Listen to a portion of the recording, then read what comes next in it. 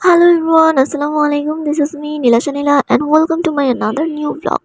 তো আজকে আমার আম্মু গ্রামে গিয়েছে, তো তার জন্য আমাকেই রান্না করতে হবে আর আমি তো রান্না করতেই পারি না। তো চলো দেখা যাক আমি কি রান্না করি এবং কিভাবে রান্না করি। সো প্লিজ তোমরা কেউ আমার রান্নাটা ট্রাই করো না, একদম খেতে পারবা না, কারণ আমি তো রান্নাই করতে পারি না।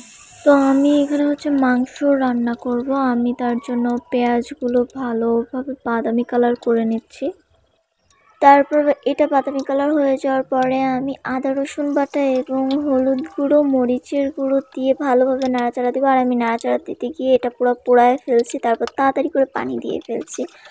তারপর আমি আধা ভাজা আলুগুলো ছেড়ে দিব, তারপর টমেটো এবং পেঁয়াজ এর মধ্যে আমি দিয়ে দিব। তারপর এগুলো সবকিছু দিয়ে কিছুক্ষণ এটা ঢেকে রাখবো। ঢেকে রাখার পরে যেই আধা ভাজা মাংসগুলো আছে ওগুলো পরে ছেড়ে দিব। তারপর আমি এখানে ডাল বসাইছি।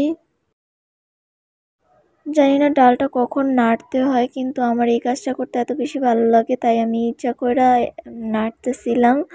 ডালটা পুরোপুরি গুঁড়ো হয়ে গেছে, টমেটোটা তো পুরো ভর্তা হয়ে গেছে।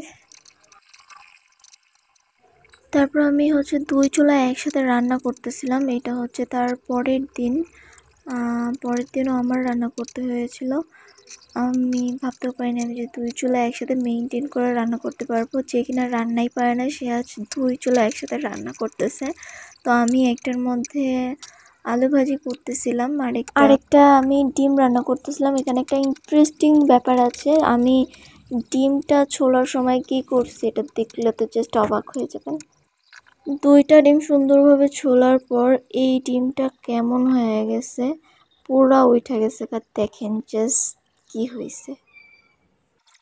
তারপর আমার আলু ভাজিটা হয়ে যাওয়ার পরে আর ডিমের আলু সিদ্ধটা হয়ে যাওয়ার পরে ওই ভাঙ্গা ডিমটা এখন আমি কি করব, চলুন গিয়ে দেখে আসি এই ভাঙ্গা ডিমটা দিয়ে আমি কি করছি। আসলে মেয়েদের রান্নার প্রশংসাটা প্রথম বাবারাই করে। আমি আমার বাবাকে ভিডিওতে আনতে চাই না, তাই বাবা থেকে হয়তো রিভিউটা নেওয়া হয়নি। যত খারাপই হোক রান্না, আমার বাবা সবসময় বলবে অনেক মজা হয়েছে। সো আমার এই সব রান্না শেষে আমি এখন রিভিউ নিতে যাব যে আমার রান্নাটা কেমন হয়েছে। চলো আমার ভাইয়ের কাছে গিয়ে শুনে আসি কেমন হয়েছে। রান্নাটা খুব মজা হয়েছে, ভালোই সত্যি। ইয়ে, জীবনের কেউ প্রথমবার বলছে আমার খাবার অনেক মজা হয়েছে, আমি এখন অনেক খুশি। প্রথমবার না, সবাই তো বলে। আসলে আমি অনেক মজা করে রান্না করি। তো রান্না করে আমি আবার আমার ফ্রেন্ডদের সাথে দেখা করতে চলে গেলাম। আমাদের অনেক বছর পর দেখা হলো। এসএসসির পর তেমন একটা দেখা হয়নি সবার সাথে একসাথে। আজকে সবার সাথে একসাথে দেখা হয়েছে, আমি তো মহা খুশি, আমার ফ্রেন্ডরাও অনেক খুশি। গ্রাম থেকে আমার ভাই আসছে জাবেদ, তো এই জন্য আর কি মিটটা করা। আর আমরা তিনজন তো ঢাকায় থাকি, চাইলেই মিট করা যায়, কিন্তু আমরা জাবেদকে ছাড়া এতদিন মিট করিনি। দেখা হয়েছে আমাদের চারজনের। ও আসবো তো একটু পরে, জাবেদ সবসময় লেট করে, জানো না। সো আমরা এখানে কথা বলতে বলতে হাঁটতেছিলাম, আমাদের পিছন দিয়ে আমার ভাই এসে হাজির। সো আমাদের চারজনের অনেকদিন পর দেখা হয়েছিল, সো আমরা ভিডিও করতে পারি নাই। আমরা অনেক কথা এবং গল্প করতেছিলাম, এতদিনে সব কথা জমে আছে, ওই সব কথাগুলো বলতেছিলাম।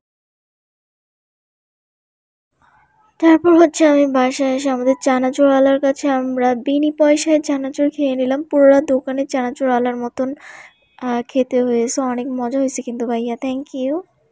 আজকের জন্য এতটুকুই, দেখা হবে পরবর্তী ব্লগে। পরবর্তী ব্লগের জন্য সবাই subscribe and share, like, comment করে পাশে থাকুন। Bye by.